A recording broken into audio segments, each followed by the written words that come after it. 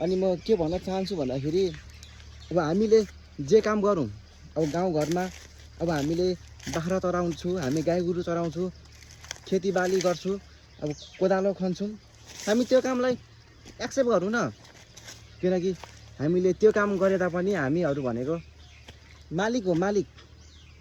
अब हामी विदेश जान्छौँ, विदेशमा पैसा कमाउँछौँ, महिनाको लाखौँ रुपियाँ कमाउला, 2 लाख रुपियाँ कमाउला, तर त्यहाँ त हामी भनेको अरूको गुलाम भइरहेको हुन्छु।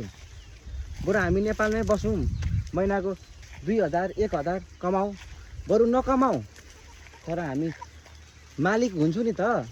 हामीले त्योतिर पनि हाम्रो ध्यान अलिकति केन्द्रित पारौँ।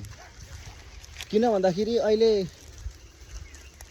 अधिकांश जानेका बुझेका पढा लेखेका युवाहरू विदेश गइरहेको अवस्था छ अहिले।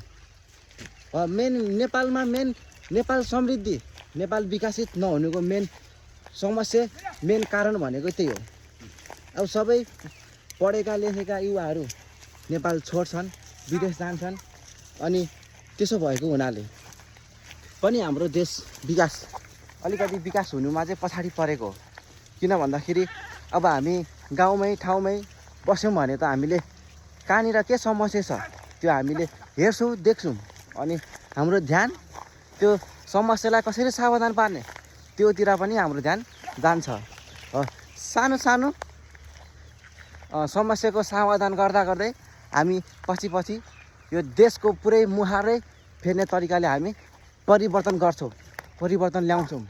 हामी युवामा त्यति शक्ति हुन्छ क्या।